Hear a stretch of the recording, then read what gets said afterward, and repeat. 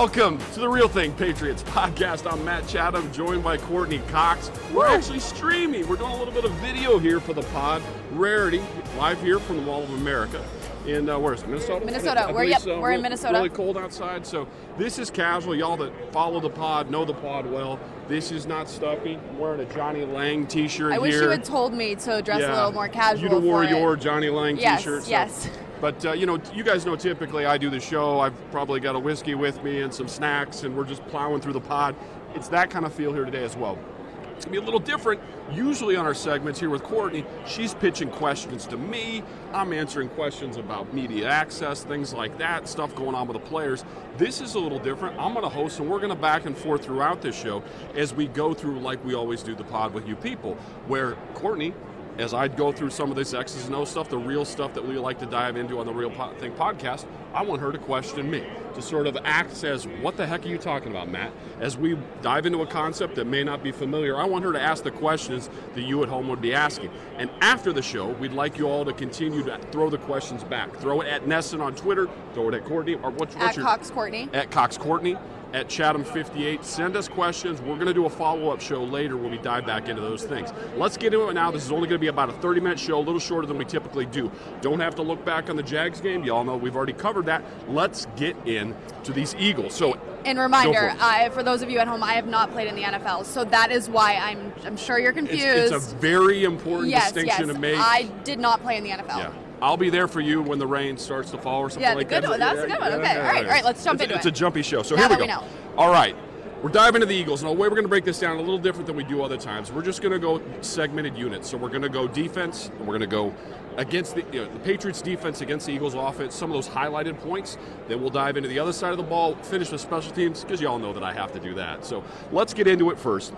We're going to call these musts, the musts that I think have to be accomplished. Now, we know this as we've done the show throughout the course this year. I like to really restrict our commentary to the stuff that we look back into, to the games that might be relative to the Pats. So my particular film study here, we stuck to the game a week ago against the Vikings, the Atlanta game after that, and then rolled it back a little bit to the Rams game. To me, that was the offense that fared the best, but that also has a little of those spread concepts, great back, good running of the football. They spread it around to a lot of different people, so I felt like that was the most relevant, and they put up a big number on the Eagles. So our commentary, a lot of stuff we'll roll through here, all relates to those three teams. So musts against the Eagle offense, very first one. Talking about, and I've actually mentioned this on some of the segments here with Courtney, with Zach, and with Doug Kide, the notion of no movement in the double teams. One of the most ridiculous things I saw on tape, Courtney, as we were watching this week, is in that Vikings game. I haven't seen much of this year. The Vikings defense is good. They have a really great front seven, right? The Eagles the offensive line with their guards and center tandems, the tackle and guard tandems, we're getting movement of these Vikings defensive linemen, number 93, 94. We're not doing visuals here, so we'll just kind of go by the numbers on the jerseys. Moving them beyond the linebacker level, just plowing them into the linebackers way down the field. So relative to this particular game, you're going to want to watch, if you're sitting watching at home, watch those interior offensive linemen. I know that the guys calling the game may not direct your eyes there, but look for those Patriots defensive linemen and see if they're getting driven off the ball. You don't have to stare in the backfield. If they're getting that kind of movement, that's big trouble. Now, I wanted to ask you this because you guys have been more in tune to this as reporters down to media availability. Alan Branch, I think I make this point. It's curious to me if he might possibly be available because he would be one of those bigger bodies. If you're having issues with getting double team movement, does that guy come into play? What's the sense? Does he have a chance to be involved? I think he does, and I also think Bill Belichick loves him, which I think is important. People that know the Patriots know that Bill Belichick, if he likes you, then there's probably a little bit more apt of you playing. I mean, obviously you have to be pretty good as well. Alan Branch is a great player, and I think if you look at this Eagles offense, you need everything that you can get. Yeah, and it's interesting to me that the guy with the most girth, as they've hit some teams that run the football well, wasn't used. But again, I'm banking here very heavily on the notion that they're going to now be facing a team that's particularly good at something where you're going one body lighter than what you did at other spots. I have a question when we're talking about this, though, because you talk about how the Vikings defense all season long has been great. Yeah. But the Eagles blew them out. Yeah. So when you're the Pats, we started off pretty tough, and when I say we, I mean the Patriots. Sure. Tough on defense. Yeah. So, I mean, as a person who would like to see the Patriots win, I'm nervous about that. Yeah, so one of the things that I notice a lot in film study of these guys is that the Vikings did a lot of things that get you beat. And some of these are actually further bullet points I have down here. But one of the things that I would say is there's a formula, and this is not the old blueprint that we always make fun of on the show. It's not a blueprint to beat them, but there are some things that if you do these particular things in your defensive fronts, you're going to be screwed. It's just not going to work. And I think the Minnesota Vikings are a perfect example of playing high. If you're a defensive lineman and you stand up out of your stance, you're going to get driven off the ball. If your eyes are in the backfield because Nick Foles is doing the run-pass option, the RPO stuff, you get blown off the ball. If you do the kind of defensive fronts where you don't have a person in each gap, where you're relying upon safeties at the second level to come down and fill a hole, that doesn't work because if you're late to the hole, they blow you off the ball. So I think there's a way you have to play them. If you play the fronts that the Vikings use, you won't win. But here's the thing, and that's why we always talk about on this particular show about the importance of finding relevance to what you do. When you see Minnesota's fronts, the stuff that they use defensively, it's not what the Patriots run, so I'm having a hard time saying, okay, well, how would that relate? Where's the thread? Really isn't one. So if you could find a team that was running these very nearly goal line fronts, 6 guys on the line, everyone aligned in the gaps, that's what the Pats do. It's hard to find something like that, so it's hard to predict how it'll go down. All right, well, that's good. Okay, so now handling the second thing that I would say on the must is they need to handle the pick and screen pass stuff. So when you really looked at this Eagles offense, it's concept based. You cannot. Obviously we know that you have to stop the run. We say that each and every week, right? But when I talked about the run portion, it was the portion within the run that you'd have to take away that would help you get the run. And that's just movement in the double team. You build a wall, this is one of those offenses that the backs are not incredibly over-the-top talented. They're good backs. J.J.'s a good back. We know we have a ton of respect for what LeGarrette Blount can do. But if you build the wall, it's someone you can win against. In the passing game, if these concepts show up, if they start to hit on these, and they did against the Vikings, and even actually against the Rams, they moved the ball on them as well, then you're in trouble. And what I was mentioning here was the screen and pick concepts. So we know this, the Patriots run this. We get to see this all the time, the little pick routes where they stack one wide receiver on top of the next, and they run a little simple game. Why is that? It's because Nick Foles does not drop back and read the field. He's not dropping back and going 5 deep into his progressions. They run quick and easy little concepts. Oddly enough, it's a little like what Chip Kelly used to do before he was, now out of Philadelphia. But there's a real simplified game plan, I think, offensively with the Eagles. Not that it's simple in volume of plays, it's just he's meant to drop back. They're looking hard at one particular concept, whether or not they pick the defensive backs. And if they do, he gets it to them. If they don't have a play. And I think one of the things the Vikings did that you're going to watch closely in this game to see if the Patriots pulled off is, are they able to win on these little minute things, which you can't get picked. You can't look surprised that you got picked. Right. So, but if you're the Patriots, are you trying to limit their pass game or their run game? Because I thought that there was a lot of holes when they played the Jags. Yes. I mean, the Jags ran all over the Patriots. Well, what I would say is, again, kind of back to the concept of you're trying to take away one thing, not just because you believe that in and of itself will win you the game, like stop the run. Not necessarily because there's a certain number you have to get to run defense. It's not like if you keep them under 100, you win. Yeah. It's by virtue of them being able to run the football. Then you have problems with the play action and the pass game. So you get into these concepts I'm talking about. So you have one receiver at one level, another right next to him. You can't see the 2 defensive backs sort of, like the clown show stuff, like they're surprised that a pick came. This is like week 19, Right. You played enough football by this point. So the idea is that if you let that run game get going, that's when you have those problems where the defensive backs, their eyes are in the backfield because they're not quite sure if it's run or pass, and they run that concept, and then you're surprised. So the thing that I think is great for the Patriots, they've seen a little of this with some of the teams they played later in the year, but also you have that second week. And this is how game planning goes in the league. You get that 2 weeks of work, you pick out the dozen things they do really well on both sides of the ball, and you rep the heck out of it. So if you see Stephon Gilmore and maybe Eric Rowe or something like that run into each other, then they blew it, right? But I'm curious to see if they try more zone concepts, because what happens in these pick routes when they start crossing one another, you can go man where you just glue to it, but you really risk getting run into. If you zone, that means you pass it off. So as he crosses, you take his guy, he takes your guy, that kind of thing. So I'm interested to see that. So as you're sitting at home, again, we always try to pick out concepts on this show that you should hone in on. Look for that. If you see them get in the pick game, that could be a problem. Yeah. Now, the third thing and final, we'll kind of end up here on the offensive portion. If you could take away the run game those concepts of movement in the offensive line, especially through the double, you're sitting great. You don't lose on these little easy concepts that gives Nick Foles the immediate read, the screen game, the stuff like that. Then you're sitting pretty well. Thirdly, it's busted plays, and I think they've been fortunate, it would be one word, but you also have to credit when you take advantage of a mistake someone else is making, right, Courtney? So I thought the Vikings did an unusually poor job with their eyes. And there were breakdowns. We remember the big pass play down the field to Torrey Smith. There were some also in Jeffries plays. There were several moments where they did the throwback thing, the little flea flicker deal. And the defensive back was I'd say as a fan as well, flea flickers are always a crowd favorite. You love it. I love it. Every time I'm like, everyone hold on. Flicking fleas. Yes, it's the best thing ever. It is the best thing. So, but the reason I brought that up was, we do this all the time where we talk about the rankings that someone has defensively, how they played against another offense. Well, that defense hadn't seen a lot of that. Yeah, and it's trickery. They blew it, and it's like, okay, what did all those rankings that they had prior to that mean when they didn't step up in this particular moment? And it goes back to discipline, and that's what you need to win these championships. It's not who averages this, who does what. It's in those moments, do you lax a little bit? So in the locker room, do you know, obviously you're practicing those plays, those flea flickers, those trickery plays. Is it when you're in dire need of really a comeback? Because that's when we've seen the Patriots kind of pull them out of their pockets. Yeah, well, now on the Pats' offensive side of the ball, they got creative a week ago when things didn't go well. I think defensively, when you understand that those teams are going to have to resort to things like that, it sends your antennas up. It's an old phrase that Romeo Cornell used to use. Rack would say, antennas up. Mm-hmm. Why? Because this is now when you should expect those kinds of things. So, again, just to summarize this all relative to the Patriots defense against this group. No movement in the double team. Good. Win on these little concepts that they have that are not drop back pass like Tom Brady and read into your progressions. It's just a little pick game, a little screen element. Make everyone look over here, send the ball back over there.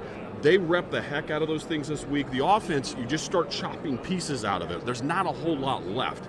And then this final portion is you cannot have those 2-3 plays that, quite frankly, the Eagles gashed the Vikings with where someone just fell asleep. It's not the coverage call. It's not the ability of the guy doing it. Sometimes because they've gotten that run game going, I think guys peak. You look, and then all of a sudden your guy's gone. And that happened on 3 separate plays in the Vikings game. And it's just the kind of thing that if I'm sitting in that team meeting room with Bill Belichick this week, I know what he's saying. He's saying, you got to be smart. You got to use your eyes. Do your job. If you start peeking around and looking to see what Courtney's doing and looking to see what the next person's doing, we're going to get beat. Anyone can beat you. So that's kind of the And I also think when they're talking about, don't let this offense, this Eagles offense, get too ahead of us. Don't depend on that fourth quarter for the Pats offense to bring them back. If you're the Pats defense, you want to make sure that you're hitting this offense and making sure that later on we're not trying to pick up slack. Yeah, and I would say that's a great point because it's often used in a negative connotation, the notion that a team is an air quote front runner. I think the Eagles are a great fronter. I think that's a compliment because when they get out in front, they force teams to guess because everything is sort of an and or maybe this kind of deal with their offense. You don't want to be in a situation where they've opened up the whole book against you and you're guessing which one of the things to stop.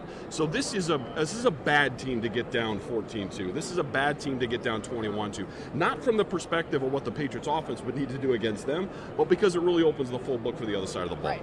So moving on here, we're going to go to the other side. I'm going to go must. Obviously the must against the Eagles defense. So in a similar vein, the few things that if you can take these particular things away, it doesn't guarantee victory, but it puts you way ahead of the curve. So with the Vikings defense, I did that again. I actually wrote this in my notes. You know this. Eagles defense had to tell myself. Locate and find Malcolm Jenkins, right? Now, he's one of the bigger names guys on that side of the ball. He's a really good player, but he's unusual. He's unusual in that Malcolm Jenkins, like a lot of safeties in the league, can be a back-end player. But I had a hard time as I'm watching film against these guys in several games, not just calling him a down safety, almost like a linebacker. And the thing about it, I don't have his dimensions in front of me here, but Malcolm's he's a safety. I mean, he's a safety body who stands a lot where linebackers do. And there's plenty of film, and I know Minnesota didn't capitalize. They didn't finish a lot of these drives off. But there's a lot of great film of the tight ends of the Vikings getting on Malcolm, and that's what you should do. When you get a defensive back down the box, you should kick his butt. I mean, that's just because physics comes into play.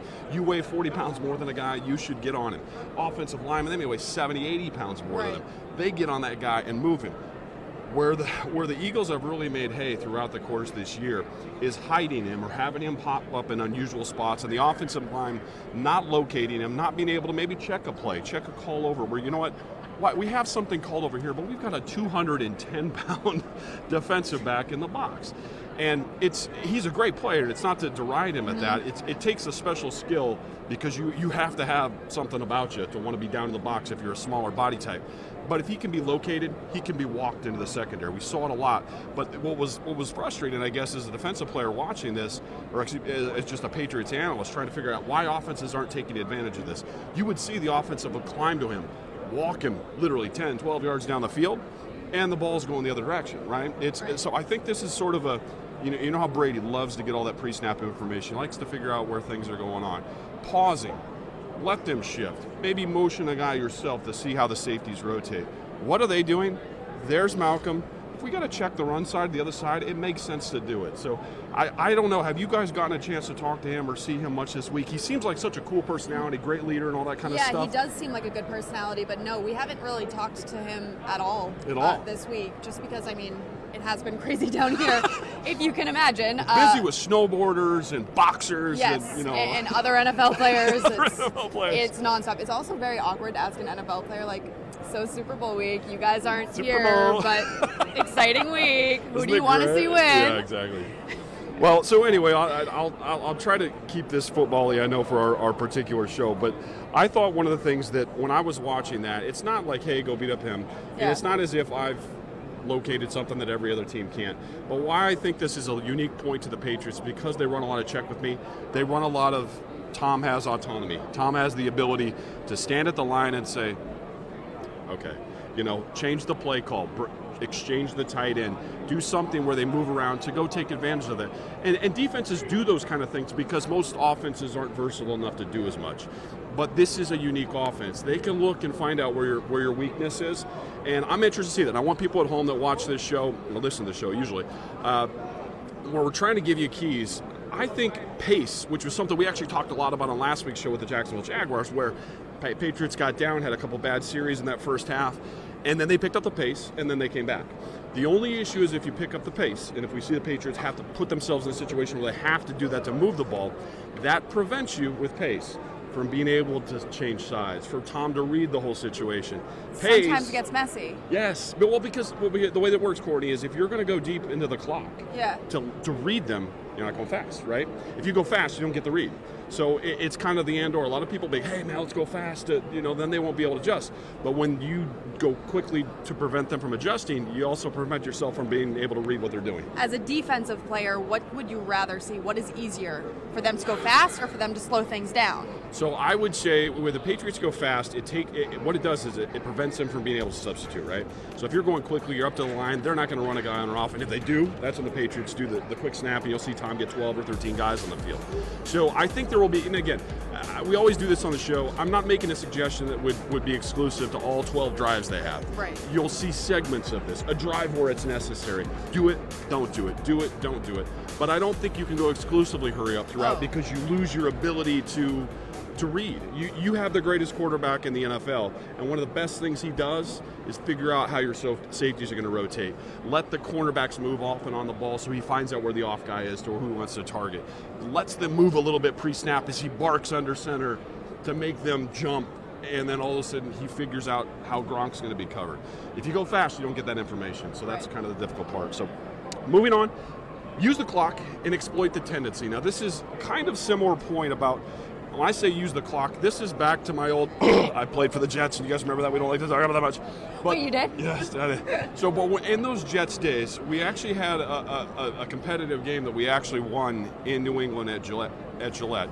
And it was one of the things that we did that worked, that they eventually figured out when we played them again.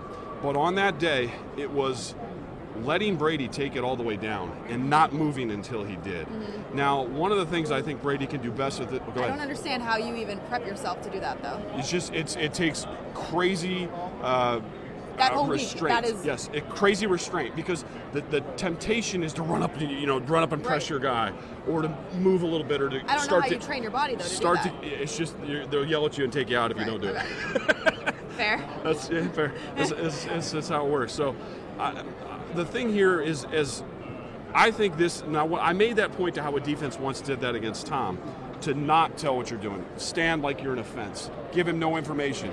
He's not doing it for real, so there's no reason for you to do it to real. But what I think Tom can do this week is fake it, get under center aggressively, working it all the way down to the clock, but making a move. Why? Because the Eagles with Schwartz are big on their pressure packages. They're big on having one corner be off at like 8 yards, the other guy pressing. You get that information, and I think Tom can really, really take advantage of these guys. As I watched it, it's a readable thing. But what I want to see him do is I want to see him take advantage of their tendencies. And we haven't really touched on running game yet because we're kind of trying to fly through this, but clearly the Patriots need to have one. It's a consistent theme we always talk about on this show, the notion of that thing being there for them each and every week. Presuming the running game is there, presuming you're getting 3s and not 1s, 4s and not 2s, you're getting yourself into 3rd and comfortable. The biggest blaring, glaring, whatever tendency you folks at home will see as you watch this game is Schwartz dialing up blitzes, pressures, the 5-man things on 3rd and manageable, we call it. So 3rd and under 5. You get 3rd and under 5, Schwartz is coming with the guys. So you know that. So you know where the 5th is coming. So on 3rd down, don't snap it with 18 seconds on the play clock. Right. Let it go down. Why? Because they eventually have to show where it's coming from. And if Tom knows where that 5th guy is coming from, he's going to toast him. Is it hard, and this might be a dumb question, but we've talked a lot about Chris Long, LeGarrette Blount being on that, and it's been so close. So they know a lot of the guys on this team. So are they now giving, I don't want to say secrets, but kind of secrets from the locker room from what Tom might be doing during this game? I was that guy, and I only had so much information, and it might have been helpful for one game, and the reality of it, I don't want to oversell how important it was. I gave enough tips that I thought would be helpful, and it changes in a year's time. It's the reality of it. They'll know certain things. Snap count, something that, say, Chris Long will know in his year. He's heard Tom's cadence 100 times. He's watched these tackles. It might help you steal a play. The offense is pretty close to what it was. The scheme is, yeah.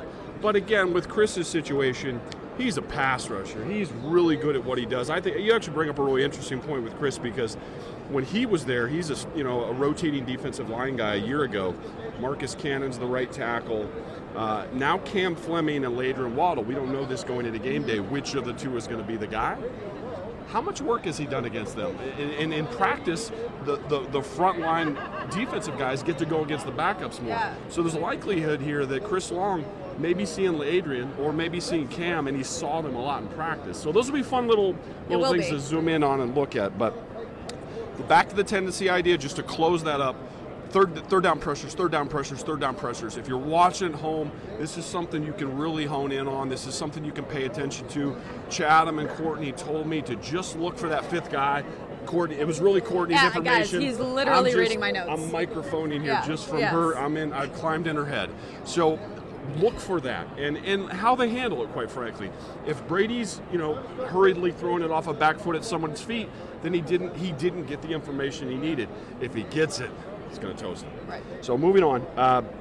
Final thing here on this particular thing. I want you at home to appreciate the Eagles' defense. And you should. They've earned a ton of respect. He didn't get here without being a very good crew. But they're also the kind of crew. Fletcher Cox is really good over the ball. Amazing last name. There's a lot of amazing. It's my last name. Exactly. And clearly your cousins. So Twins. Fair enough. Yes. But there are guys on that defense that can make negative plays and give up big positive plays. And because they're an aggressive, gashing, try to get negative plays kind of defense, those kind of defenses also have holes. And what I noticed a lot about Fletcher Cox, as good as he is, a top of the league kind of guy, he plays really high. And what that means to an offensive line, I'm going to be watching Shaq Mason. I want people at home to be watching Shaq Mason. That's going to be an excellent matchup. They're willing to move Cox even over center sometimes, so you may get in a one-on-one situation with Andrews. But what happens is it's called line slanting. So say you're a defensive lineman, I'm one, there's another one on the side of you. They do a lot of this stuff where they slant the whole line. We all go right. We're all aligned over an offensive lineman, and we all go right. What happens on those situations, they're banking on each one of the guys getting through a gap and creating negative stuff.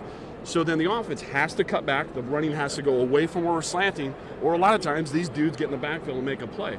The problem is when you slant and it goes away, a lot of defensive linemen have a habit of standing up. And Fletcher, I think, has a bit of a bad habit there. And again, I'm not knocking him. Because you want to stay low the entire time. Yes, if he doesn't stay low, especially against Tooney's not the biggest guy in the world. Shaq Mason's one of the best guys at playing with low leverage. Yeah. And I saw the Vikings gash them, and again, it's not going to look like that because the score ends up being so good for their side.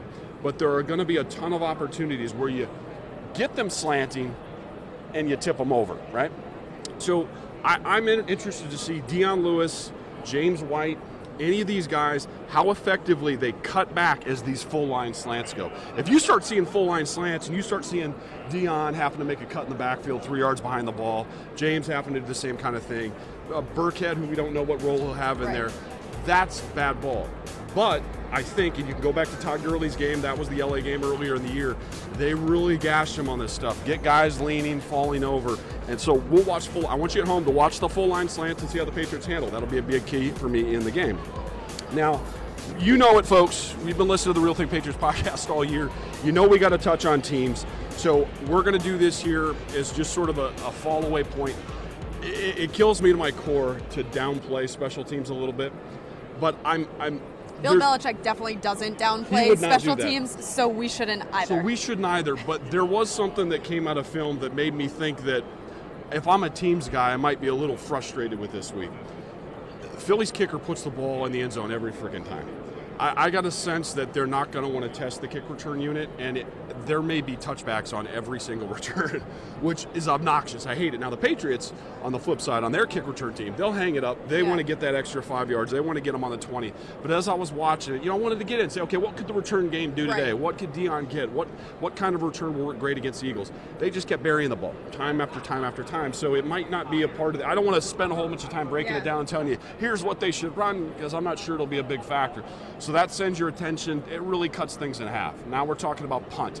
So one of the things that I wanted to highlight here, this is more ha-ha, and you'll see a graphic on this show as we go through this.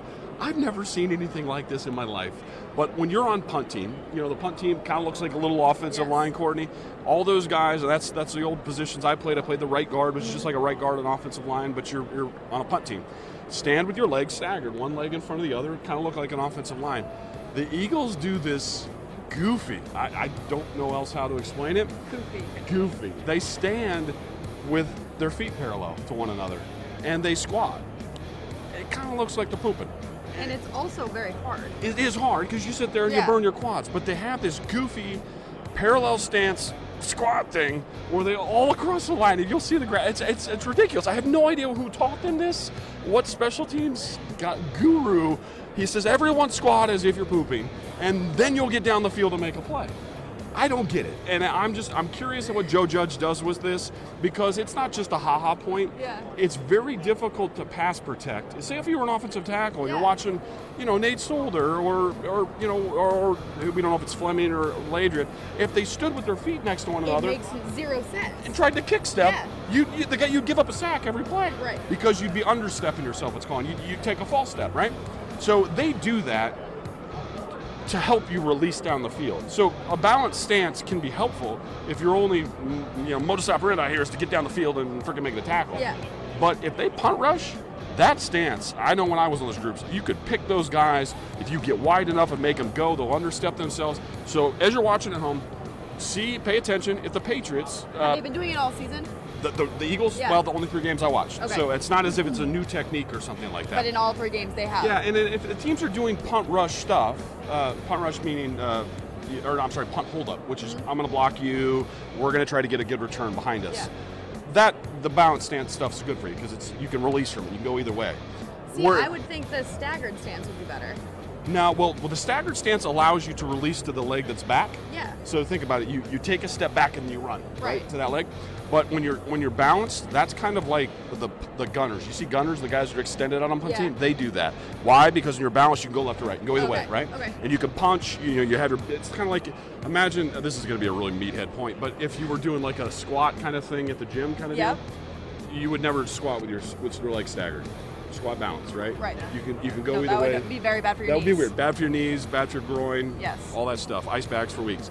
So now the last. So I don't know. To me it was a quirky thing. Yeah. We look for little oddball oddities here on this particular show. Keep an eye out if the Patriots draw up some sort of unique punt rush to either force a punt to be a dog out of bounds, just to put some pressure on the punter, maybe block one. You know, a blocked punt in a Super Bowl. Man, you'll be bronzed for life. That's a good thing as a special teams player. So I saw that. I thought, wow, that's the kind of thing. I would pick the guy. I would rush his edge. I would do any kind of manner of way to make him understep himself because he's in a bad position to start the play. Keep an eye on that in the game. Final thing here, it's possession, and it's really smart blocking. Gene Steratore has the game this week. He loves him some flags. He does a lot of laundry. Oh, I saw you tweeted about this, yes. So, and those are the kind of games I hated as a special teams player because you're a backup. You're not making the max salary stuff. You're not, you're there to do your job. You want to make a play. You want to do something to help positively affect your team. And special teams is a little bit of a war. I mean, you're out there in space, you're grappling with another. It's not as clean as an offensive and defensive play. You kind of need to be allowed to grab and hold and beat each other up. And the reality of that is it's because they get to do it to you. And that's the cool part, Courtney. Because when you're a coverage player on special teams, if I'm a jerk to the other guy, he gets a chance on the next play to come back and do it to me. Yeah. So I'm going to punch you in the mouth because I don't think you can punch me in the mouth. That's usually the thing. So if you're going to try to do it, you have to be able to receive it as well.